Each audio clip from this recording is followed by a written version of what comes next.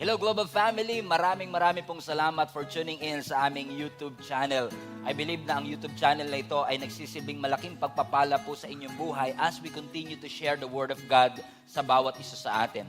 Right now, we are going to witness a message which I believe is going to transform your life. Naniniwala po kasi ako na ang salita ng Panginoon is not just informational but transformational. So fasten your seatbelt. Ihanda nyo na po ang inyong mga sarili. Kung kayo po ay may mga notebook, may mga ballpen dyan, i-ready nyo na rin po because I believe that this word is going to change your perspective and the way you see the Lord. So right now, we are going to watch this message and I hope that God is going to bless you. We talk about listening and hearing God's voice. And I feel in my spirit na gusto ng Lord na mag-camp pa rin po tayo dito.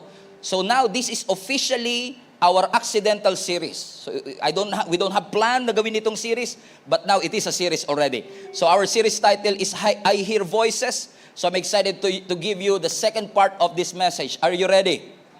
At pag di pa rin natin natapos, next week ulit, tatapusin natin. Okay? On December 3. Promise, hanggang doon na lang talaga. Nice talking to me.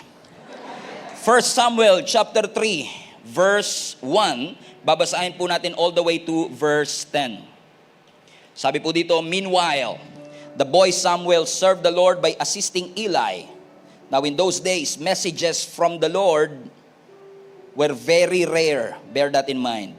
And visions were quite uncommon. One night, Eli, who was almost blind by now, had gone to bed. The lamp of God had not yet gone out, and Samuel was sleeping in the tabernacle near the ark of God. Suddenly, the Lord called out, Samuel! Yes, what is it? He got up and he ran to his mentor, Eli. Here I am. Did you call me? Sabi ni Eli, I did not call you. Bumalik ka sa pagtulog mo. And so he did. Verse 6. And then the Lord called out again. Everybody say, again. Samuel! Again, Samuel got up, went to Eli, and he said, tawag niyo po ba ako? Hindi kita tinatawag. Go back to your bed. Verse 7. Samuel did not yet know the Lord because he had never had a message from the Lord before. So the Lord called a third time. Third time is a charm. For a third time, once more, Samuel got up and went to Eli. Here I am. Did you call me? And then Eli realized it was the Lord who was calling the boy. So he said to Samuel, go and lie down again.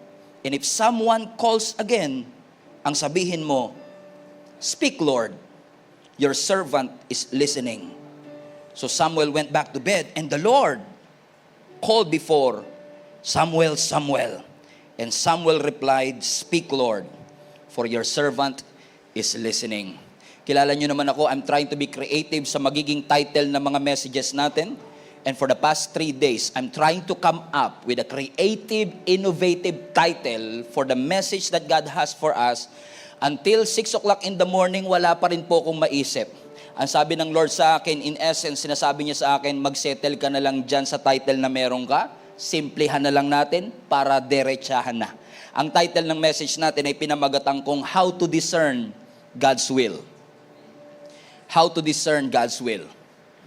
Walang na-excite doon Usually, pag binanggit ko yung title, excited sila lahat. Nagpapalakpakan pa yung iba. The purpose of the message that we have for today and the purpose of our series is to help us avoid making a decision that we will regret for the rest of our lives. Ang mensahe po ng Panginoon sa atin sa nakalipas na 2 linggo ay paulit-ulit niyang ipinapaalala sapagkat nagnanais ang ating Panginoon na maiiwas ang bawat isa sa atin sa isang desisyon na pagsisisihan natin habang buhay. Mabuti po ba ang Diyos? Yes, napakabuti ng ating Panginoon. At kitang-kita natin ang kabutihan ng Panginoon sa iba't ibang circumstance ng ating buhay. Kapag tayo ay niligtas ng Panginoon sa isang bagyo, o inahon ng Panginoon sa isang malaking problema, salamat sa Diyos sa kanyang tulong. Pero di ba nagpapasalamat din tayo sa kabutihan ng Panginoon na kahit na meron tayong pagsubok sanang pagdadaanan, salamat sa Lord na iniwas niya tayo sa bagyo dahil sa wisdom na natanggap natin mula sa Kanya. Ulitin ko ulit. Salamat sa Diyos sa miracle. Pero salamat din sa Lord sa wisdom na hindi ko na kailangang pagdaanan yung pagsubok dahil sa karunungang ibinigay na ng Panginoon sa bawat isa sa atin. Wala pa rin nag-amen. Salamat sa Lord sa kagalingan. Pero maraming salamat na hindi na ako nagkasakit in the first place kasi binigyan niya ako ng wisdom para makaiwas sa anumang sakit. Salamat sa Lord na nakabayad ako sa malaking utang, pero salamat din sa Panginoon na hindi na ako nangutang in the first place dahil may wisdom na ibinigay ang Panginoon sa akin para hindi na ako mabaon dito. So ibig sabihin, ang sabi nga nila, prevention is better than... Pero naniniwala din ako, sabi ng Stephen Prado's Dictionary, prevention is better than repair. Mas magandang pine-prevent mo ang isang tao sa pagkakamali kaysa nagkamali na at ire-repair mo pa o i-redeem mo pa. Salamat sa mga repair ng Diyos sa buhay natin, pero mas maraming salamat sa mga prevention na ibinigay ng Diyos. At kung ang Diyos ay makakapagsalita lamang po sa bawat isa sa atin at maririnig lamang po natin ang tinig ng ating Panginoon, di ho ba marami tayo mga stupid mistake na maiiwasan? And understanding how the Lord speaks to us is a critical key for our spiritual development. Let that sink in for a while. Let me repeat. Understanding how the Lord speaks is key for us to have a spiritual development sa ating buhay. Yung maintindihan po natin kung paano nagsasalita ang Panginoon ay napakalaking bagay po para tayo ay mag-level up sa ating pananampalataya. Bakit? Katulad ng pag-aaral natin last Sunday, the choices we make are usually influenced by the voice that we hear. The choice is influenced by the voice. Whoever has the mic, kung sino yung may dominant voice sa iyong buhay, yun ang madalas nating sinusundan. Kaya nga sabi ni Jesus Christ sa John 10:27, "My sheep listen to my voice. I know them and they follow me." So ang atin pong gusto, mga kapatid, ma-distinguish natin yung boses bang naririnig ko si Lord talaga? O ito'y kagustuhan ko lang? Kalooban ba ito ng Diyos o kalooban ko lang ito? Tahimik ba talaga ang Panginoon o hindi ko lang gusto yung sagot niya sa buhay ko? Kailangan natin ng discernment. Everybody say discernment. Medyo malalim lang yung salitang discernment, pero ang ibig sabihin ng discernment, by the way, discernment is a gift. And discernment is the ability to see what's behind the scenes. Let me repeat. Discernment is the ability of a person to see something that is behind the scenes. Iba yung nakikita ng normal, iba yung nakikita mo behind the scenes. Ibig sabihin, hindi siya nakikita on the surface, pero nadidiscern mo. There is something going on behind the scenes. Ibig sabihin, kapag ang isang Kristiyano ay may gift of discernment, naliligtas tayo sa mga pagpili na gusto lang natin, mga pagpili na preference lang natin. Kumbaga, kung may discernment, alam mo na kagad, will to ng Diyos. Kapag may discernment, alam mo na kagad, kagustuhan ko lang to. Pangarap ko lang to. Feelings ko lang yung nagsasalita. Experience and education ko lang to at hindi talaga kalooban ng Panginoon. Pero how many among you would agree with me, hindi po komplikadong malaman ang kalooban ng Diyos? Hindi po ako naghang. Tinignan ko lang po kung nandyan pa kayo. Amen? Because especially in Christian world, we overcomplicate the word God's will. Ang salitang God's will o kalooban ng Diyos na abuse at na misused. Lahat na lang kalooban ni Lord. Kalooban ni Lord na ikaw ang mapakasalan ko. Kalooban ng Diyos na ipahiram mo sa akin ang kotse mo. Kalooban ng Diyos na ipag-grocery mo ako. Kalooban ng Diyos na magpastor ako. Lahat na lang God's will. And those words, God's will, usually pag sinabi sa iyo ng tao, kalooban ng Diyos, may magagawa ka pa ba? Kasi nga naman, kalooban na raw ng Panginoon. That's why that word, God's will, have been misused and abused. Sasabihin ng ibang tao sa iyo, kalooban ng Diyos yan na naghihirap ka.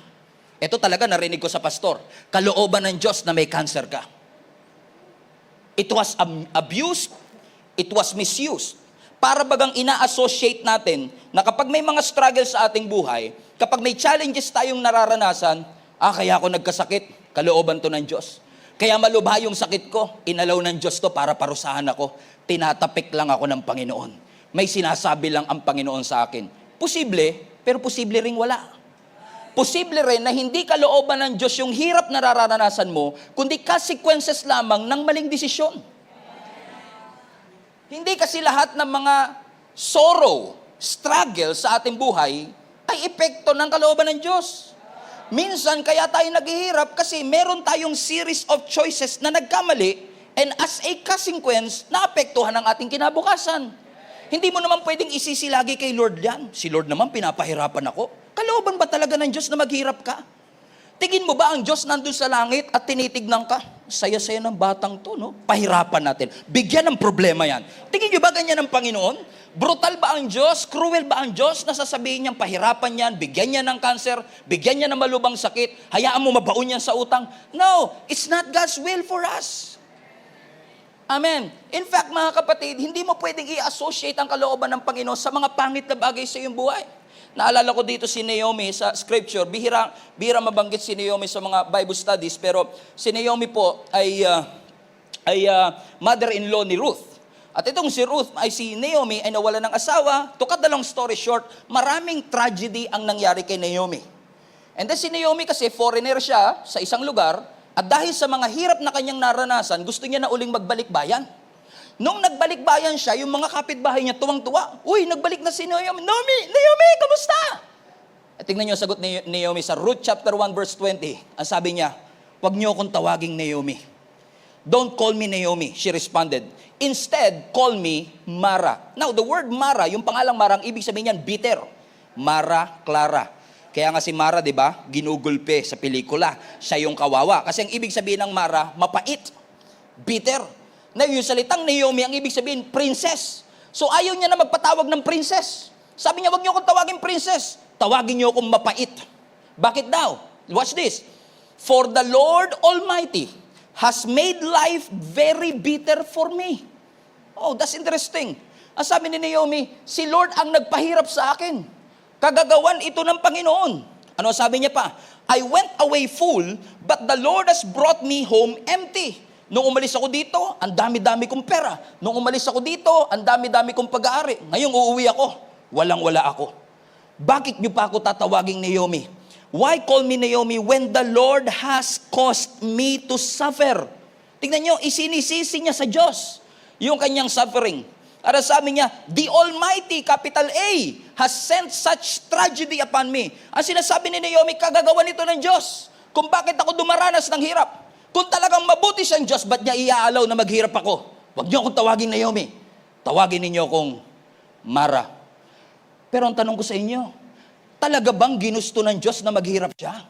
Talaga bang ginusto ng Diyos na siya ay maghirap sa kanyang buhay? Hindi. Ang definition ng God's will, sabi ng Romans chapter 12 verse 2, the will of God is always good, pleasing, and perfect. Tingnan niyo to, good, pleasing, and perfect. Ang will ng Lord, GPP. Ano yung GPP? Good, pleasing. So kapag tinanong ka, ano ba ang kalooban ng Diyos sa buhay ko? God's will for me is good, pleasing, and perfect. So yung nangyari kay Naomi, hindi yun ang kagustuhan ng Panginoon. So wag natin i-associate na porket may karahasan, kung porket may aksidente o trahedya sa ating buhay, ay kalooban ito ng Diyos na mangyari sa aking buhay.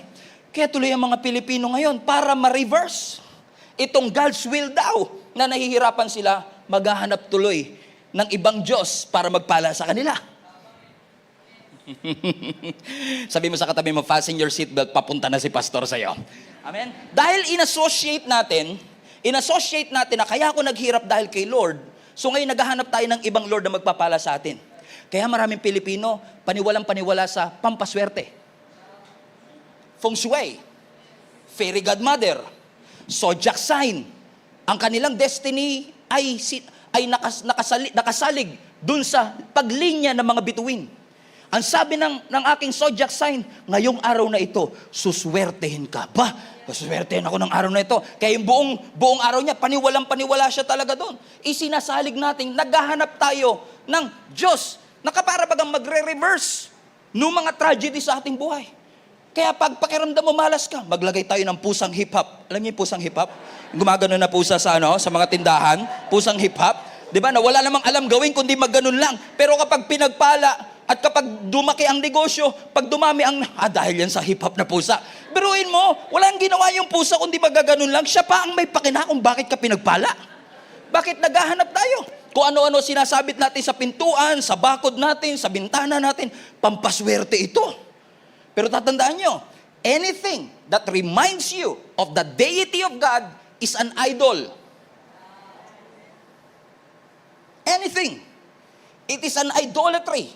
Because it's very clear. Sinabi ng scripture sa atin. Last week, kung di nyo napanood, nasa YouTube na ngayon. Paano natin malalaman ang God's will? God's will is found in God's Word. Wala nang iba. Dito po natin malalaman ang kalooban ng Panginoon. Iko-confirm ng salita ng Panginoon at magkakaroon ng kapayapaan sa iyong puso. Ang tanong, tayo ba ay naka-tune in sa direksyon na gustong pagdalhan sa atin ng Panginoon? Kasi kahit nagsasalita ang Diyos, kung hindi ka naka-tune in, hindi mo siya maririnig. Sino sa inyo nakakaalala pa ng radyo noon? Sino sa inyo nakakaalala pa noong unang panahon, meron pa tayong radyo? Wala na, mga Gen Z yata kayo eh. Amen? Naalala niyo yung radyo before? Diba? Papansin niyo, no? Meron akong certain frequency, but I'm not hearing anything. So what I need to do is to look for, sana wala magmura dito, no? Live kasi yan.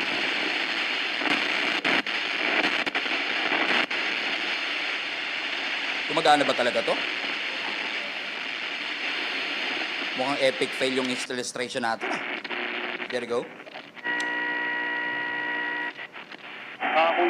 Yun. Kahit isa lang, pagbigyan nyo kami, Kita nyo? Maubos sa oras namin,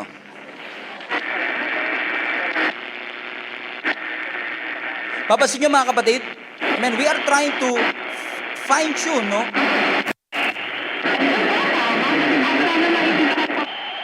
So papansin nyo mga kapatid, we cannot hear it clearly, pero alam natin meron doon. So ang tanong, kapag pinihit ko ba to at narinig ko siya, ibig ba sabihin nun, ngayon lang nagkaroon ng radio station na yon? Hindi, matagal nang may radio station. Kanina pa siya nagsasalita, pero hindi ko siya naririnig kasi hindi ako naka-tune in sa frequency niya. So hindi yan ngayon lang ginawa. Matagal nang meron doon, kanina pang umaga siya nagsasalita, pero hindi ko siya marinig. Bakit hindi ko siya marinig? Kasi mali yung frequency na meron ako.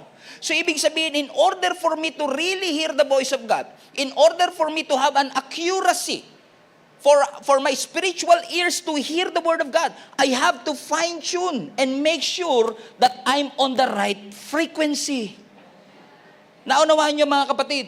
So it's very important for us to ask the question, so ngayon pag-uusapan natin, paano natin mai-improve yung ating accuracy to hear clearly the voice of the Lord? Pag-uusapan natin ngayon mga kapatid is, paano natin madidetect ang presensya ng Diyos? Paano ma-heighten yung ating ability to hear the Word of God? Paano natin malalaman at maririnig ang boses ng Panginoon para hindi natin ma-miss ang mga regalo, mga milagro at sorpresa ng Panginoon na Kanyang ibinibigay sa bawat isa sa atin? Everybody say, I am ready for this. So una, para tayo ay makapag-fine-tune at siguraduhin natin nasa tama tayong frequency, you have to check your, number one, closeness. Everybody say closeness. So closeness is very important. Bakit po? Ang sabi ng 1 Samuel chapter 3, yung text natin today, the lamp of God had not yet gone out, and Samuel was sleeping in the tabernacle near the ark of God. So alam natin ang story kanina. Si Samuel narinig niya ang boses ng Panginoon 3 times. Pero ang tanong, bakit niya narinig? Kasi ang sabi ng scripture, yung kanyang tinulugan is actually in the tabernacle near the ark of God. And if you are a Christian, alam nyo na ang ark of God symbolizes what? The presence of God. So yung proximity mo sa presence ng Lord ay magbibigay ng accuracy para marinig mong malinaw ang boses ng Diyos. At para sa lahat ng mga bashers ko dyan na kinukuha lang tong clip na to nilalagay sa TikTok, kaya tuloy nababash ako, wala naman akong kaaway, gusto ko lang sabihin na pag sinabi nating closeness, we are not referring to a physical demographic closeness. Na sinasabi, kaya siya kailangan pupunta pa, dapat pala nasa 6th floor ako para mas malapit sa langit, mas maririnig ko ang boses ng Panginoon. That's what I'm saying. Ang sinasabi natin is yung spiritual closeness. Yung spiritual intimacy natin sa Panginoon. Yung proximity mo sa presensya ng Diyos ang susi para marinig mo ang kanyang boses. Bakit po? Kasi kahit ang Diyos tahimik, sagot ng Diyos yun. Even His silence is His answer. Even in His silence rather, He speaks. Kaya kapag ang Diyos nagsalita, kailangan focus tayo. Tune in tayo sa sinasabi ng ating Panginoon. At kung hindi ka magiging purposeful na maging close kay Lord, kung hindi mo gugustuhin na maging malalim ang relationship mo sa Panginoon, hindi mo mapipinpoint ang mga distractions sa iyong buhay. Tahimik ka. Amen? Bakit? Kasi kapag ikaw ay purposeful, alam mo, distraction lang to. Kung gusto mo talagang yumaman, alam mo yung mga bagay na hindi makakatulong sa pagyaman mo. Alam mo, distraction lang to. Nag-guess nyo? Naalala nyo pag may mga exam tayo before, in-announce yung exam 2 weeks ago, pero hindi ka muna magre-review? Kasi matalino ka eh. Scholar ka eh. Kaya magre-review ka on the night of the examination. At dahil on the night of examination, magkakraming ka, focus ka. Bawal kang istorbohin. Sabi ng nanay mo, magugas ka ng pigan. Ma, I'm studying. So ibig sabihin, kaya mong mag-focus. So alam mo na pwedeng may mga distraction. Alam nyo ang reason kung bakit maraming Kristiyano ngayon hindi makadiscern? Kasi hindi sila purposeful sa ginagawa nila para sa Panginoon. Hindi mo i-eliminate ang mga distractions sa buhay mo kung hindi ka mamumuhay ng may purpose. You have a purpose. God has a plan for your life. Amen. And living in God's purpose benefits the next generation. Let me just tell you this. Kapag ikaw ay namuhay ng may purpose, kahit yung mga anak mo makikinabang. Kapag ikaw ay purposeful, pati mga apo mo makikinabang. In fact, the moment that you said yes to the Lord, maraming tao nag-benefit dahil sa yes mo.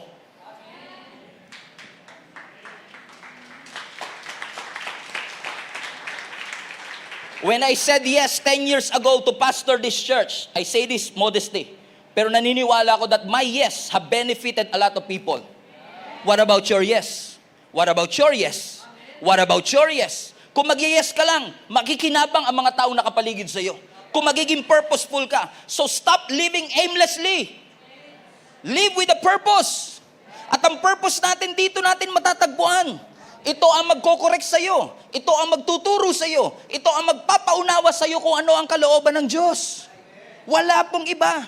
Kaya pansinin niyo mga kapatid, every single Sunday, lagi kong ini-impart sa inyo ang importansya ng pagbabasa ng salita ng Diyos. Kasi si Pastor Stephen nagkakamali.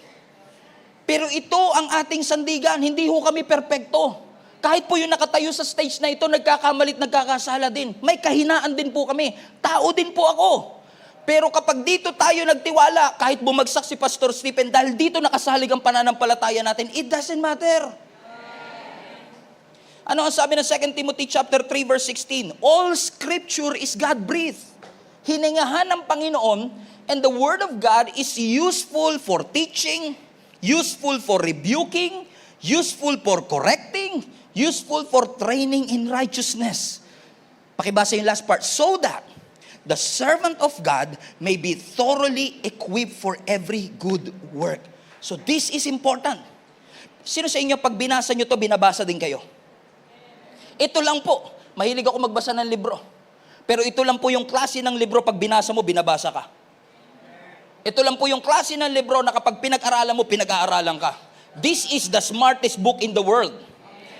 So if you're just reading this for science, you're just reading this to prove our faith wrong, if you are just reading this for history, you're missing a lot. Pag binasa mo to, itinuturo ng Diyos sa iyo kung anong tama. At kapag binasa natin to, kapag mali ang ating ginagawa, itinutuwid tayo ng Panginoon. So ibig sabihin, every time I read the word, pinapakita ng Lord sa akin kung ano ang tamang daan at ano ang maling daan. Not necessarily yung bagong daan at dating daan. Pero ang tinuturo ng Diyos is yung tamang daan at yung maling daan. Just for the sake of this, family talk. Alam mo mga kapatid, problematic ang lahat ng nagkiklaim na Christian sila. Pero kapag nagkakasala, walang maramdamang conviction. If you are an authentic, genuine Christian, and when you sin, you don't feel conviction, something is wrong. ang malupit pa dito, wala kang maramdaman pag nagkakasala, and I don't say that to condemn anybody, pero wala kang maramdaman pag nagkakamali ka, pero pag kinorek ka, offended ka. Bigla ka nagkaroon ng pakiramdam nung kinorek ka. Pero nung nagkakamali tayo, wala. Hindi ko to sinasabi dahil hindi ako nagkakamali. Nagkakamali po ako. Pero ang sinasabi ko, ginagawang manhid ng kasalanan yung puso natin. Huwag kayong pumayag. Ito po ang magtuturo sa atin ng tamang landas. Yung intimacy natin sa Panginoon, yun ang magdadala sa atin para mas lalo nating marinig ang tinig ng Diyos. Number 2, paano natin ma-fine-tune at magiging accurate yung ating hearing ability sa Panginoon? Number 2, clarity. Ano yung una? Closeness. Number 2 is clarity. Ano sabi ng 1 Samuel chapter 3, verse 4? Suddenly, the Lord called out, Samuel! Yes? What is it? He got up, he ran to Eli, and he said, Here I am. Did you call me? Sabi ni Eli, hindi kita tinawag, bumalik ka sa iyong pagtulog. 3 beses ito nangyari, no? Si Samuel natutulog, tinawag siya ng Panginoon. Watch this, narinig niya yung boses, pero hindi niya kilala. So malabo. Amen? Narinig ko, may narinig akong prompting, pero hindi ko sure. Akin ba yun? O si Lord na yung nagsasalita sa buhay ko? Agree? So sa panahon, ito ang tip ko sa inyo, sa panahon na malilito ka, saan ka pupunta? Facebook? Poll tayo. Survey lang po. Tingin nyo si Lord to? O ako lang to? No, you go back to the Word of God. Pastor, Gen Z na ngayon, 2023 na. These are 1,000-year-old scripture. Now, those people na nagsasabi noon, hindi nagbabasa nito. Kasi kung binabasa mo to, alam mo kung gaano to ka-relevant sa ating generation. Because ang sabi ng scripture, the Word of God is alive and active. And I can prove that to you. Na this simple, quote and quote, para sa nakikinig sa Spotify, this simple Bible scripture na nabibili mo sa National Bookstore is the solution for your physical, emotional, and spiritual needs. Let me prove that to you. Hebrews chapter 4, verse 12. Ang sabi rito, the Word of God is alive and active. Hindi sinabing dead and passive. Because the Word is not dead and the Word of God is not passive. Kahit na 2023 na, I can tell you that this Word of God can speak to you relevantly sa ating kapanahunan ngayon. It is alive and active. It is sharper than the sharpest two-edged sword, cutting between the soul and the spirit, between the joints and the marrow, and it exposes our innermost thoughts and desire. So, ibig sabihin mga kapatid, every time you read the scripture, by the way, don't just read this alone. You will never understand it using your own intellect. Marami pong nagtangkang magbasa nitong lawyer, doktor, pero hindi nila maunawaan. Alam niyo kung bakit? Hindi edukasyon ang susi para maintindihan to. Kasi may mga kilala ko hindi nakatapos ng pag-aaral pero iba ang pagkaunawa nila rito. Bakit? Kailangan pag binabasa natin to may tulong ng Banal na Espiritu. Why? Because it is the Holy Spirit that illuminates the Word of God. Na parang pag binasa mo siya, parang buhay na buhay siya. Na kahit na physical need, pangangailangan ng emosyon, at pangangailangan ng spirito, sumasagot ang Diyos. Balik mo yung verse, hindi nila ako mag-gets. Physical, pastor? Yes. Ano sabi ng scripture? The Word of God is alive and active, alive and powerful. It is sharper than the sharpest two-edged sword, cutting through between the soul and the spirit. Asa ng physical, pastor? Hindi pa tapos eh. Between the joints and marrow. That's physical. Asa ng soul? Between the soul and between the spirit. Hey! Physical, emotional, and spiritual need, all are being addressed by the Word of God. And this Word of God exposes the innermost thoughts and desires. Ibig sabihin, every time you read the Word, mga kapatid, it illuminates, parang nagkakaroon ng liwanag.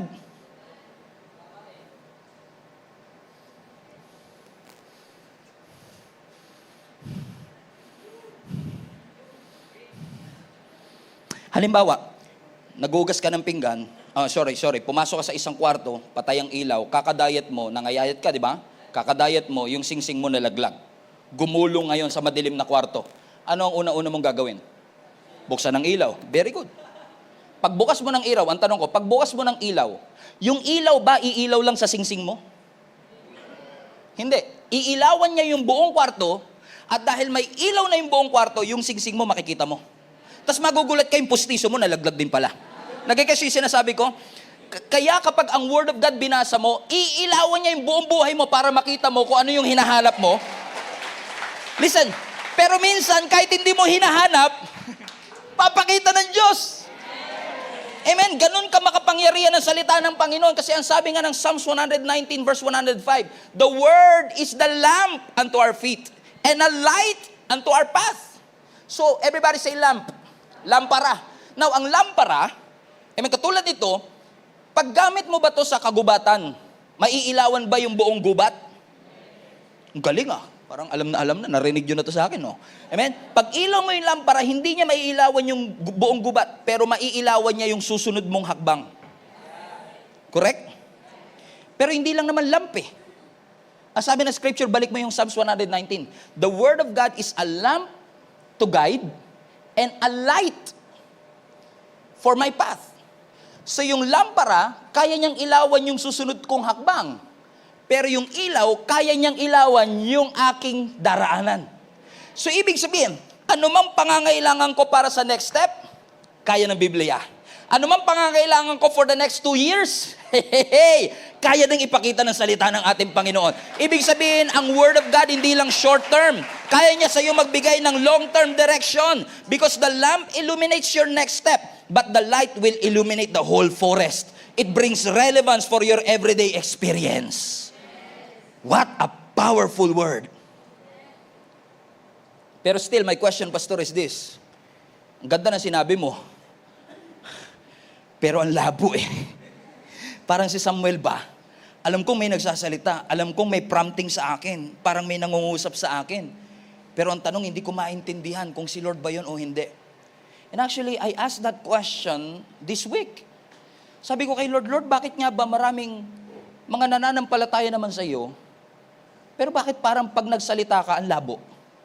Huwag na kayo magtaas ng kamay, tango na lang. Kayo rin? Di ba? Parang alam mo nagsalita, pero ang labo. Alam mo, habang sinasabi ko yan, dinala ko ng Lord sa Romans 12:2, kung saan dinefine niya ang kalooban ng Diyos, yung GPP, good, pleasing, and perfect. Pero yung binasa natin kanina yung dulo na. Basahin natin mula sa simula. Are you ready? Ang sabi rito, do not conform to the pattern. Pag sinabing conform, makiayon. Yung hulmahan, ginaya mo.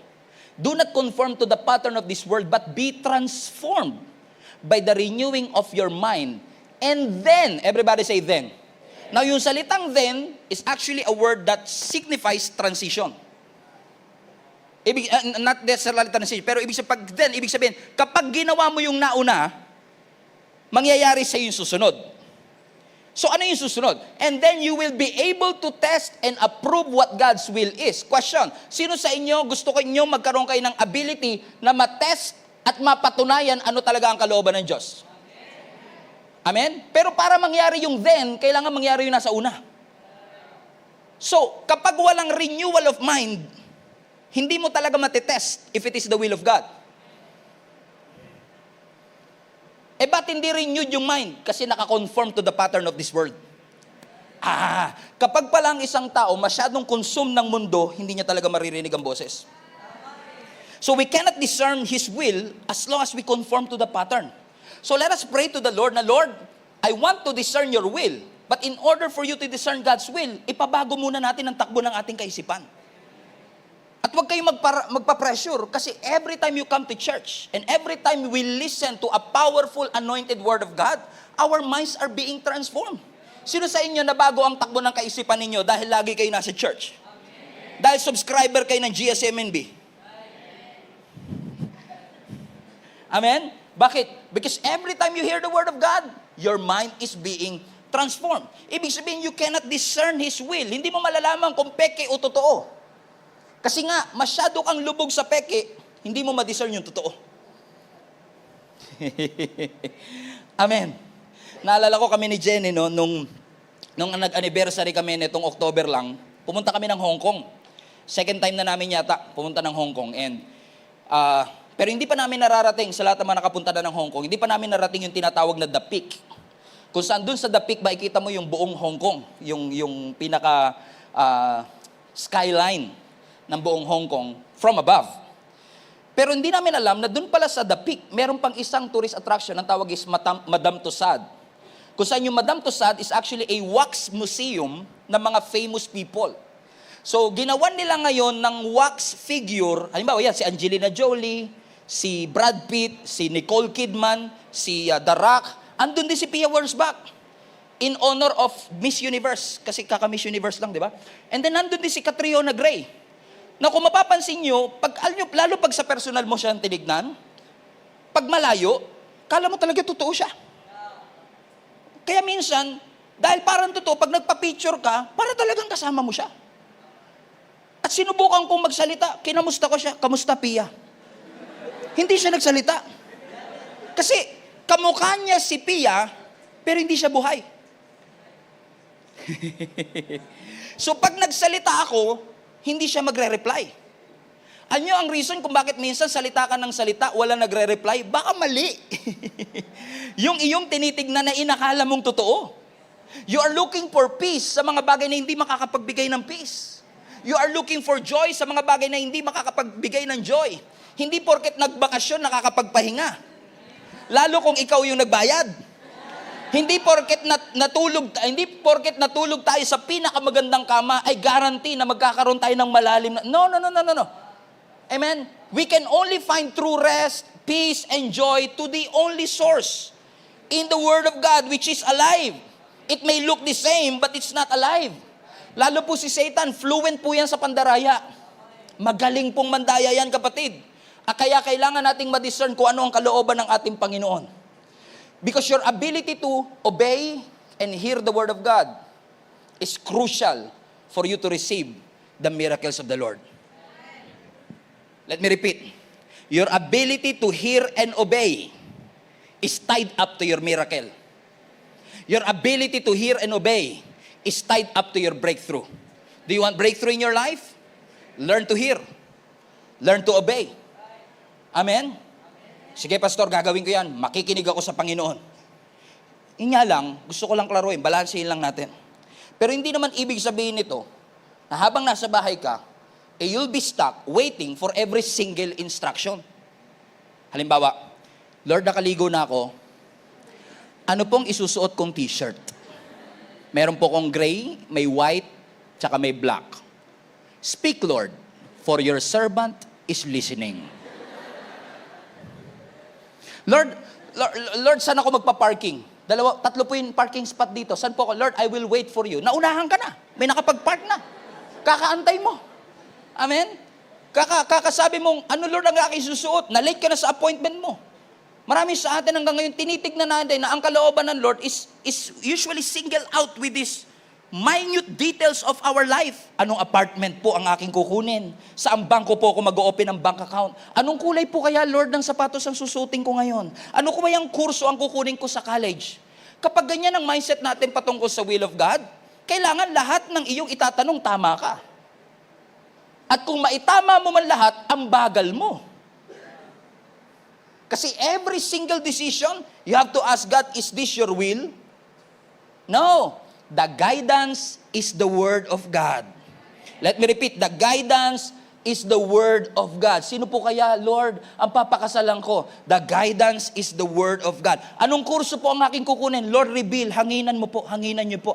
Hanginan niyo po, Lord. Ilagay mo po doon. Ilagay niyo po doon. Kung ilalagak mo ang iyong pananampalataya sa hangin, hindi ka makakausad, kapatid. Amen? Now, ang will ng Diyos diretso, ang will ng Diyos malinaw. Yung choices natin everyday ay dapat in relation dun sa kalooban ng Panginoon. May narinig ako illustration, gusto ko i-share sa inyo. Halimbawa sa highway. For example, this highway. Now, this highway goes to this direction and this highway goes to that direction. And many of us are stuck na hindi tayo makapag-decide kasi nga inaantay natin ang will ng Lord. Na nagtatanong ka, Lord, saang lane po ako pupwesto? Sa inner lane? Sa middle lane? O sa outer lane? Ang sabi ng Diyos sa'yo, anak, kahit saan. Basta yung highway papunta sa tama. Basta yung highway papunta sa kalooban ng Diyos. So kapag tinanong mo ang Panginoon, Lord, ano pong t-shirt ang aking susuotin? Ang sabi ng Lord, wag mo nang sayangin ang oras mong kakatanong. Kahit ano, anak. Basta yan ay makakapagbigay kaluguran sa Panginoon. Siyempre, kung yung t-shirt mo nagpo-promote ng violence, kung yung t-shirt mo nagpo-promote ng wrong sexuality, malamang hindi kalooban ng Lord. The guidance is in the Word. Pero kung kulay lang naman pinag-uusapan natin, Pastor, giniiwasan ko kasi yung itim kasi demonic yan, di ba? Satanista yung mga itim na yan, di ba? Lahat po ng kulay, si Lord ang lumikha. So minsan nagtatanong ka, Pastor, ito sana all talaga to. Pastor, 3 nanliligaw sa akin. Sana all. 3 po nanliligaw sa akin. Sino po ba? Yung matangkad? Yung maputi? O yung mayaman? Ikaw ngayon, gulong-gulo ka. Sana all, gulong-gulo. Yung iba naman, stress na stress. Wala pa rin dumarating 30 plus na ako, wala pang dumarating. Buti ka na lang, at least 3 pa manliligaw mo eh. No, 3. Yung maputi, yung matangkad. O, sabi naman ni Lord sa atin, yan bang 3 na yan, kumilala kay Kristo? Yan ba ay mananampalataya ni Kristo? Opo, Pastor. O di kahit sino sa kanila. Kung sino ang gusto mo, tatanungin ka na Lord, gusto mo ba? Opo. Gusto ka ba? Hindi po. O yun, problema talaga yan. Pag hindi ka gusto ng gusto mo, yun ang malaking problema talaga. Huwag mo na ipilit yan. Pero kung kayo naman ay parehong Kristyano, nagpapakalalim sa harapan ng Panginoon, genuine at authentic ang inyong pananampalataya, regardless yan kung sino, may mga personal standards and preference ka. Halimbawa, kasama sa criteria mo yung mabango. Siyempre, sino ba naman ang gusto ng mabaho, di ba? Gusto mo mabango. Amen? Pero hindi nasasabihin ng scripture, ang pakasalan mo, yung mabango. Wala dyan sa Bible yan. Amen? Pero may certain highway na sinasabi ang Panginoon. Ito yung direksyon na dapat mong tahakin. Ngayon, kung sino sa 3 na yan, kau na bahala. Sabi mo sa katabi mo, pinalaya ka. Walang specific destiny sa karamihan ng mga bagay na pinagdadaanan natin. At sabihin natin, Lord, gusto ko na po mag-enroll. Ano po ba dapat? Architecture or business administration? At sabi ng Panginoon, anak, ang kalooban ko, makapagtapos ka ng pag-aaral. Architecture man yan, business administration man yan, engineering man yan, kung ano gusto mo, enroll ka. Basta ang kalooban ng Diyos, makapagtapos ka ng pag-aaral. So technically speaking, God's will is whatever. As long as papunta ito sa will ng ating Panginoon. Paano ko malalaman kung tama yung highway? The guidance is the Word.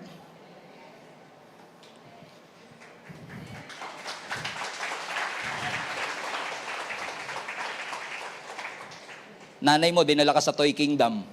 Sana all nakakapag-Toy Kingdom. Kami ngayon, dati, chato lang, tsaka tansyan. Tsaka yung mga tanching. Muntik pang chancing masabi ko. Tanching. Di ba, naalala nyo yung panahon na yun, mga goma, mga Rio, rubber band, ganun lang laruan natin. Ngayon, dadaling ka sa Toy Kingdom. Assuming na dinala ka ng nanay mo sa Toy Kingdom, hindi kayo yung bata. Dinala yung bata sa Toy Kingdom. Di ba sasabihin ng nanay, anak, pili ka ng laruan gusto mo. Pero wag to. Di ba?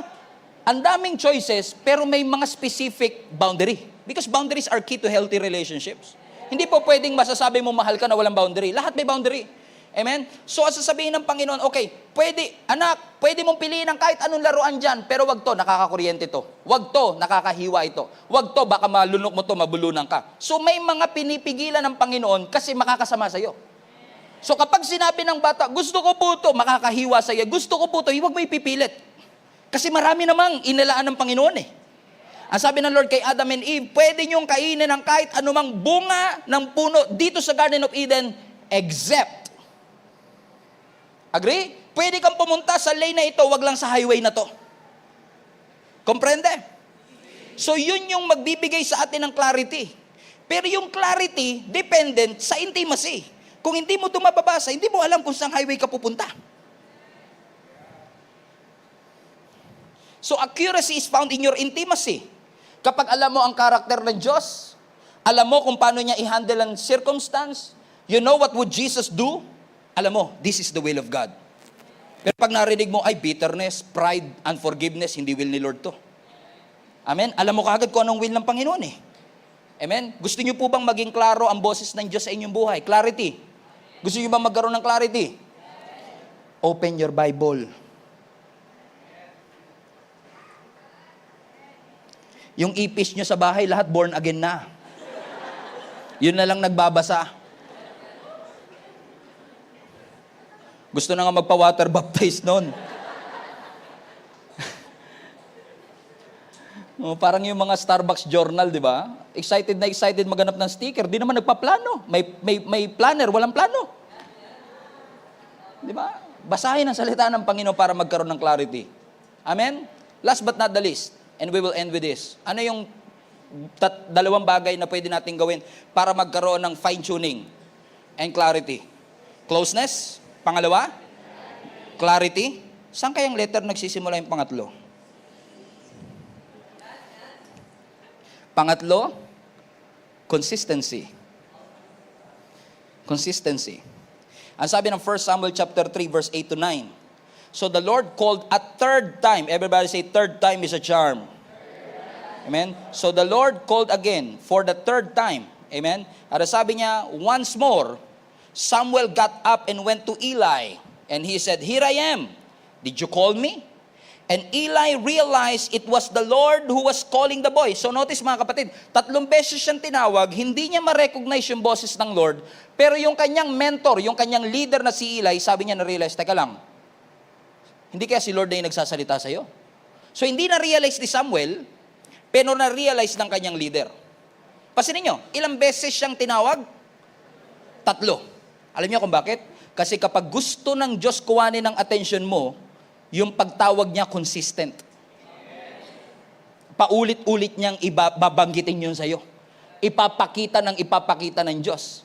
Balik mo yung verse 1. Because ang sabi ng verse 1, nung panahon na yon, ang word of God is very rare. Pansinin niyo, no?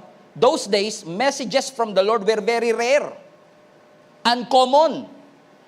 Uncommon yung word of God. Pero nung gabi na yon, 3 beses nagsalita. Paano nangyari yon? Very rare siya, hindi nagsasalita ang Panginoon. Pero nung gabi na yung 3 beses. Bakit? Gusto ng Diyos kuwanin ng atensyon ni Samuel. Ibig sabihin, if you want confirmation, kung yan talaga ang pagtawag ng Panginoon, ang God's confirmation is a series of confirmation. Ibig sabihin, kapag nakarinig ka ng so-called tinig, hindi lang yan 1 beses. Iko-confirm niya yan sa mga taong nakapaligid sa iyo. Iko-confirm niya yan sa mga circumstances ng buhay mo. Hindi ko alam kung nakaka-relate kayo. I don't want to be superficial. I just want us to live in the supernatural. Pero may mga pagkakataon, for example ako, Lord, ano ang gusto mong message namin na pag-aralan on Sunday? Amen? Hindi porke sabihin natin, kung ano mabuksan ko, Lord, yun na. Hindi. The Lord has to speak. And sometimes I receive a prompting to the Lord, okay, Lord, you want us to talk about hearing God's voice. Pero pagbukas mo ng TV, biglang mangungusap sa'yo, hearing God's voice. Pag nagbasa ka ng magazine, hearing God's voice. Pag nakita mo sa Facebook, hearing. It is a consistent reminder. Kaya nakukonfirm mo kasi paulit-ulit. Naunaman niyo mga kapatid. Because God has the ability to use even yung mga taong nakapaligid mo sa'yo. Si Samuel hindi niya ma-distinguish yung voice pero ginamit ng Lord yung kanya leader. Kaya minsan pag hindi mo marinig, hindi mo maintindihan, malabo, tanong mo leader mo. Tanong mo yung mga spiritual authority sa buhay mo. Kasi minsan, baka mamaya gustong-gusto mo lang, pero may nakikita sila na red flag. So, kung hindi siya confirm sa lahat, maaaring hindi. Sinasabi ng Panginoon sa bawat isa sa atin. You need mature believers in your life that will confirm the calling of God in your life. Lalo kung yung sinasabi mong boses ng Diyos, pinagpapastor ka. Pinagpapastor po ako ng Diyos. Pinapag-resign po niya ako sa trabaho para ako'y makapagpatuloy sa Panginoon. Sure ka bang si Lord talaga yan? O baka gusto mo lang ng platform? Kasi kung gusto ka talaga ng Lord na maging pastor, i-confirm niya yan sa maraming tao. Alam niyo, bago ako naging pastor, it took me 3 years to say yes. You know why? Because I have to confirm it to different people. And I don't want to ask them. Sila mismo ang lalapit sa akin. Tinatawag ka ng Lord na magpastor. Tinatawag ka ng Panginoon para bitawan mo ang trabaho mo at ikaw ay mag-full-time para sa ministry. It will be confirmed consistently. Paulit-ulit. Sino sa inyo pag nag-a-apply kayo sa mga government agency, magpe-present kayo ng ID? Halimbawa, kukuha ka ng driver's license. tatanungin sa iyo ng mga nandun sa LTO, "Sir, pakita nga pong ID." Hindi, kaya nga po kukuha ako ng license para magka-ID po ako eh. Pero di ba, hihingihan ka ng ID. Minsan yung ibang government agency, 2 valid IDs pa. Bakit 2 valid IDs? Kasi hindi porket nagpakita ka ng isang ID, confirm ang identity mo. Kailangan maging consistent yung ID number 1 sa ID number 2 para masabing ikaw nga talaga yon. So kung sa ID nga may confirmation and validity, dapat sa Word of God meron lalo. Na hindi ka lang satisfied sa isa, kundi, Lord, ano pa? Magbigay ka pa po ng series of confirmation para malaman kung ikaw talaga po ang nagsasalita sa buhay ko. Meron mo bang tinuturo ang Panginoon sa atin? Amen? Halimbawa, hindi ako piloto, pero mahilig ako sa eroplano. Alam niyo ba mga kapatid na ang mga eroplano, tulad dito, bago siya lumanding, lalo kapag gabi, kailangan niyang ma-pinpoint yung runway. Narinig ko recently lang, merong isang flight papuntang Boracay, dahil mabagyo, pabalik-balik sila ng Metro Manila. Kasi nga, hindi ma-pinpoint ng piloto saan yung runway, hindi makita. Kasi importante pong napipinpoint yung runway, kung saan ka lalanding. Pero para ma-pinpoint mo kung saan yung runway, lalo kapag gabi, hindi porkit nakakita ka ng isang ilaw, doon ako lalanding. Halimbawa, nakita mo to, uy, runway na siguro dyan, landing tayo. Magugulat ka, bundok pala. Hindi katulad sa dagat, pag may lighthouse, isang ilaw lang, sapat na. Pero sa runway, kailangan may series of lights na tuloy-tuloy, consistent. At yun ang magsasabi sa yung nasa tamang runway ka. Komprende? So ganun din sa will ng Lord. Kung yung piloto nga, maingat na maingat sa landing, dapat maging maingat ka rin kung ano magiging desisyon sa buhay. Para yung series of confirmation mula sa Panginoon, hanggat wala yung confirmation, wag mong ituloy. Kasi ang Diyos magko-confirm. Amen? But not to the point naman, na parang akala natin, si Lord lang talaga yung factors to consider para doon. As I've said, ipinakita niya na ang daan. Pero we also have to recognize, for example, the laws of nature. Amen. Halimbawa, law of gravity. Whatever comes up, must come down. Ang gagaling tatalino pala ng mga 3 PM service Halimbawa, nahulog ka sa hagdan. May mga Kristiyano magsasabi, nahulog ako sa hagdan. Inatake na naman ako ng demonyo. Diba? Bakit? Alam nga naman mahulog kang paakyat. Kasi may law of gravity. Pag natapilo ka, mahuhulog ka talaga. Wala po yung kinalaman sa kabanalan mo. Minsan lang talaga kasi nag-i-effect yung laws of nature, pero hindi ibig sabihin kalooban ng Diyos na ikaw ay bumagsak. Hindi kalooban ng Diyos na ikaw ay maaksidente. Pero ikaw ay hindi mag-iingat, maaksidente ka talaga. Will ba ng Lord na maaksidente ka? Hindi. Pero ikaw kasi. Diba? Ano ang sabi ng Genesis chapter 8:22? As long as the earth remains, there will be planting and harvest. Everybody say planting and harvest. So yung planting and harvest, law yan. Pag nagtanim, may aanihin. So wag kang mag-expect ng ani kung wala kang tinanim. Wag kang mag-expect ng promotion kung di ka pumapasok. Wag kang mag-expect graduate kung di ka nag-aaral. Come on, laws of nature. Alam nga namang hindi ka nag-aaral, 3 months kang hindi pumasok, Lord, makagraduate po ako. Sabi ng Lord, paano ka gagraduate? Hindi ka naman pumapasok ng school. Nagagas yung sinasabi ko mga kapatid. Now, kalooban ba ng Diyos na bumagsak ka? Hindi, choice natin yun madalas.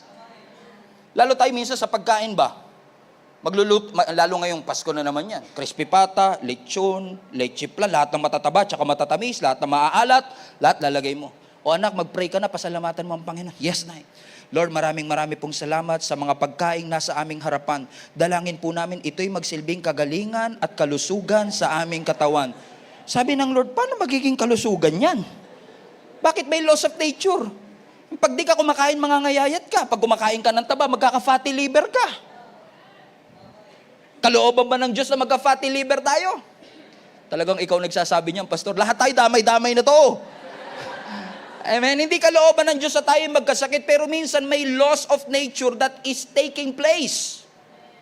Amen. Tingnan nyo ang eroplano, ang laki-laki niya, paano siya nakakalipad? Diba? Paano yan nakakalipad? Ang laki-laki niyan. Tayo nga, mas maliit pa dyan, di makalipad. Amen? Hindi ba pwede sabihin, yung eroplano nga nakakalipad, talon ako sa building, try ko lumipad. Di ka mamamatay ka, Brad. Amen? Bakit merong laws in place? Paano nga lumilipad? Pastor, may law of gravity, di ba? Everything must come up, must come down. Yes, pero above the law of gravity, merong law of aerodynamics. Okay? So, ang ginagawa ng mga magle-lesson tayo, okay? Yung mga aeroplano, they have to reach a certain speed. And with the right wing shape, with the right thrust and lift, makakalipad sila, masusurpass nila yung law of gravity, at papasok sila sa bagong law, ang tawag aerodynamics. Kaya kaya nilang isustain ang kanilang sarili sa ere for hours. So, ang law of gravity is taking place here, pero pagdating dun sa ataas, the law of aerodynamics, design ng Diyos yun. Hindi mo yun pwedeng baguhin. Ibig sabihin, you must cooperate. At hindi mo pwedeng sabihin, huwag kayong mag-alala. Dahil ako'y pastor, hindi babagsak ang eroplanong ito. Bakit? Wala bang eroplano na may pastor na nakasakay? Di ba? May mga bumagsak na eroplanong may pastor na nakasakay. So, hindi porket tayo ay mananampalataya at pastor, ay automatic, ligtas mo na yan. Bayaan mo, kahit na lasing yung piloto, hindi yan mapapahamak. Kahit na puyat yung piloto, hindi yan mapapahamak. Kahit umusok pa yung lahat ng engine yan, hindi yan babagsak. Kasi nga, pinurotektahan ng Panginoon yan. Hindi, may laws of gravity. Hindi porket Kristiyano tayo, yung mga laws na ito, bigla na lang mawawala dahil ginusto natin. Halimbawa, tumalong ka sa dagat, may pating. Nakita mo yung pating, takbo ka ngayon. Napansin mo, mahahabol ka ng pating. Baby shark hanggang lolo shark. Grandpa shark, di ba? Yung music pa naman, bilis, di ba? Talaga Grandpa shark. Pinahabol ka ng grandpa shark, papa shark, daddy shark, ng baby shark, lahat inabol ka. Pwede ka ba huminto sabihin, oy, wag niyo akong kagatin, Christian ako ha? Tingin niyo ba yung pating mawawala ng gana pag alam niyang Christian ka? Hindi, kahit Christian ka, kakagating ka nun. Kasi yun ang kanilang nature eh. Amen? Kalooban ba ng Diyos na makagat ka ng pating? Hindi. Ikaw kasi, nagpatampisaw ka doon sa dagat. Alam mo may pating eh. Nakalagay na nga, shark alert. Ikaw naman, Christian ako, hindi ako makakagat niyan. I have the authority to trample on snakes and scorpions kasama shark.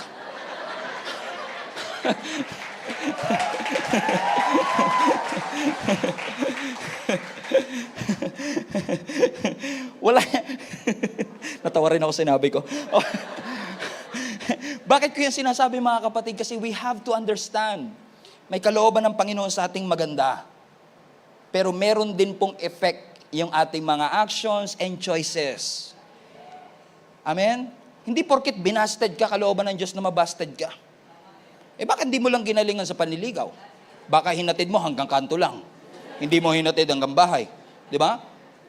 Nagpaputukan ng New Year, pampaalis ng malas. Ikaw ang naputukan, sino malas? Ikaw!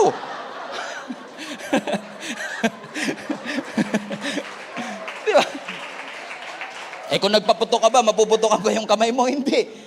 Sisisihin mo ba ang Panginoon ng Lord naman? Inayaan ako. Sabi ng Lord, ikaw kasi nagpapaputok ka Di ba? Alam mo na nga, binawal na nga ni President. Di ba? Kasi sinasabi ko, may laws of nature na involved. Kaya kailangan natin i-consider din ito na hindi lahat ng trahedya sa ating buhay ay kalooban ng Panginoon. Now, sana hindi kayo umalis lahat at inantay nyo yung tagpong ito. Kasi gusto kong balansehin na kaya ng Diyos pigilan ng laws of nature kasi ang Diyos mas makapangyarihan. Yes! Dahil sa kapabayaan ng piloto, pwedeng bumagsak ang eroplano. But God can miraculously save you. Pero ang tawag doon, miracle. At ang miracle, hindi araw-araw nangyayari. Kasi kapag ang miracle, araw-araw na nangyayari, hindi na milagro yun. Di ba? Kasi kung araw-araw na, hindi na siya milagro. Normal na siya. Pero hindi mo pwedeng i-angkla na, I believe in miracle, magpapabaya na ako. Okay lang gumawa ako ng wrong choices. Di ba? Dahil si Daniel, pumasok sa Lions Den, hindi siya kinagat ng lion. Try ko rin, pupunta ako sa Manila Zoo. Pupunta ako sa lion. Sasabihin ko, kung nangyari kay Daniel, mangyayari din sa... Hindi ka pa tapos, dilapa ka na. Amen? Anong sinasabi ko mga kapatid? God is a miracle working God. What I'm trying to say is this. Nagkamali man tayo ng desisyon sa nakaraan. Hindi man tayo nakinig sa instruction. Hindi man tayo nakinig sa prompting. Hindi man tayo naging close kay Lord, hindi man natin inantay ang clarity, hindi man natin inantay ang consistency. Nakapag-asawa tayo ng mali, nakapag-asawa tayo ng maaga, nalugi tayo sa negosyo, nabaon tayo sa utang, nagkaroon tayo ng relationship issue, nagkaroon ng struggle sa inyong pamilya, but God has the power to work all things together for the good of those who love God. Gusto ko kayo mga kapatid na mabuhayan ng pag-asa na kahit tayo ay nagkamali noon, ang Diyos natin ay may kakayahang ayusin ang lahat ng bagay na nangyari sa atin. Hindi man natin mabago ang nakaraan, pero pwede mong baguhin ang iyong kinabukasan. You just have to rely more and trust more to the Lord, and He shall direct you your path. You cannot change what's behind you, but you can always change what is in front of you. And that the best days of your lives are always in front of you. The best days of your lives are always ahead of you. Hindi man inalaw ng Lord na ikaw ay masper sa isang pagsubok. Dumaan ka man sa matitinding challenges ng buhay, hindi mo ginusto. Pero ang Diyos natin ay may kapangyarihan na kung hindi man tayo na-exempt sa mga pagsubok, may kakayanan ang Diyos na tayo ay ilabas at isustain sa lahat ng mga pagsubok ng ating buhay. Hindi kalooban ng Diyos na mawalan ka ng mahal sa buhay ng pandemic. Hindi kalooban ng Diyos na mamatay sa COVID ang iyong mga mahal sa buhay. May kakayanan ang Diyos na pigilan ang pandemya. May kakayanan ang Diyos na supernaturally bigla na lang mawala yung COVID virus. Pero dahil inalaw ng Lord na mangyari sa atin for the past 3 years, hindi ba milagro din na nakalagpas tayo after 3 years at nandito pa tayo at buhay na buhay? Hindi lang milagro na nawala ang COVID. Milagro din na nakalagpas tayo sa lahat ng mga pagsubok. Sa kabila ng katigasan ng ating ulo, sa kabila ng pagkawalan natin ng interes sa Panginoon, sa kabila ng pagkalimot natin sa Diyos, hindi nakalimot ang Panginoon sa bawat isa sa atin. Sa mga pagkakataong hindi mo siya inabot, siya ang umabot sa iyo. Sa mga pagkakataong nakalimutan mo siya, inalala ka niya. Lahat ng tao, dinispice ka, ni-reject ka, pero ang Diyos tinanggap ka. And that in itself is already a miracle. Yes, we have to make the right decisions right now. We have to be careful with our decisions and make sure that the Word of God is clear to us. But I tell you this, it's not too late to change your life. It's not too late na magkaroon tayo ng changes sa ating buhay. God has the ability to work all things together for the good of those who love God. And whatever God has started in your life, He has the ability to finish it. And I pray in Jesus' name that all of us will finish this year strong. So that we will face 2024 with the confidence of our heart to say, Lord, I cannot change my past, but I thank you for the God that I serve. Is the God who can turn all these curses into blessing. Is the God who can turn all that mess into a message. Is a God who can turn my test into a testimony. Is a God who can turn my trials into triumph, my labor to favor. You are a God who is able to do exceeding abundantly above all that we could think or imagine. You are a God, oh God, who is my refuge and my strength, the very present help in times of trouble, that when I walk through the water, I will not be drowned. When I walk through the fire, I will not be burned. He is able. Anumang bagay na nasayang mo because of that wrong decision, may kapangyarihan ng Diyos na i-redeem lahat ng ninakaw sa iyo ng kaaway. Ninakaw na oras sa iyo, ninakaw na resources sa iyo, may kapakayahan ng Panginoon na i-redeem ang lahat ng bagay na yan. At i-restore ka ng Panginoon. And bring you the answer to your prayers. Let's glorify the Lord right now and praise Him for everything that He has done. Glorify Jesus right now and say, thank you, Lord. Salamat, Panginoon. You are a wonderful God. You are an awesome, powerful, mighty, mighty God. Salamat, Panginoon. Salamat sa iyong grace na kayang i-cover ang lahat ng aming mistake. Grace, O God, na nagsalba sa amin, Panginoon, at nag-sustain sa amin, Panginoon, sa lahat ng mga challenges that we face. So today, right, God, we come to you. We know that you are a miracle-working God. And some of us, Lord God, needs a miracle today. Kailangan namin ng milagro, Panginoon. So that whatever it is that is happening in our lives, the God that we serve is able to redeem us, O God. Tubusin kami, Panginoon, sa lahat ng mali at mistakes, O God, na dala po ng aming mga desisyon. Nagkamali kami. Hindi kami sumunod. Naging matigas ang ulo namin. Pero maraming salamat, yung grace mo, tinanggap kami. Na sa lahat ng aming pagkakamali at pagkukulang, merong Diyos na willing na tumanggap sa amin. Merong isang Diyos who is able, O God, to work all things together for the good of those who love you. So I pray in Jesus' name, allow our church to be wiser. Allow our church to be stronger. Allow our church to listen to you more. Allow our church, Lord God, to depend on you more. Allow our church, Lord God, to be intimate with you. Na kami ay maging close, we wait for that clarity, and we discern, O God, that consistency. In order for us, O God, to have the accuracy of our spiritual ear to listen to what you are saying.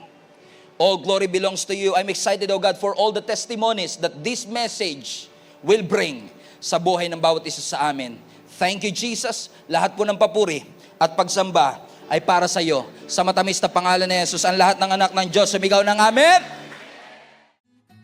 Hello, Global Family. You made it this far. Once again, marami pong salamat for tuning in, and I pray na yung salita pong ating napakinggan ay makapagbigay po ng conviction at malalim na revelation sa inyong puso upang mai-apply po natin sa ating buhay so that transformation will happen in our life. If this ministry have been a blessing into your life, I want to encourage you to share this video to some people that you know na maaaring nangangailangan din katulad mo ng mensaheng ito. In fact, I want to take it a little bit further, mga kapatid, and invite you to partner with us. If this video, if this ministry have been a blessing to you, I know in the future, it will be a blessing to somebody else as well. That's why if you want to partner with us financially, para maipagpatuloy po natin ang ginagawa ng Panginoon through Gia Kamanava, inihikayat ko po kayo to partner with us. Pumunta lang po kayo sa aming website, giasmnb.com/give. At lahat po ng mga ways that you can support, ways that you could give, para po sa ministering ito, ay makikita po ninyo doon. You can give through GCash, debit card, credit card, bank remittances, at maging mga bank transfer. So, ano pang inaantay ninyo? Support the ministry, mga kapatid, para mas marami pa tayong maabot at mapuno po talaga natin ang langit. In fact, I want to take this opportunity as well. If you have been watching the video for quite some time, wala po kayong church na kinakabilangan, and you want to deepen your relationship with the Lord, I want to encourage you to join our link-up groups. Ginagawa po namin yan in person or online. If this is impossible para po sa inyo na makapunta dito sa amin physically or in person, we have an online link-up group na ginagawa po namin sa iba't ibang dako ng mundo. If you want to be part of the link-up groups, ito po ay small groups na aming ginagawa kung saan ang bawat isa sa atin ay nagpapalakasan para ihatid tayo sa spiritual growth. Kung nais po ninyong makasama rito, all you have to do is go to our website, giasmnb.com/linkup. Ilagay nyo lang po kung saang location kayo naroroon. And I'm sure na meron po mga link-up groups na nababagay po at suwak po sa time zone ninyo kung nasaan man po kayo naroroon. Once again, marami pong salamat for reaching this far at naabot nyo po ang part ng video na ito. And I hope sa mga susunod pang video, mapagpala pa tayo ng lubos ng ating Panginoon. Keep spreading the word of God. Punuin natin ang langit and let us fight for our family.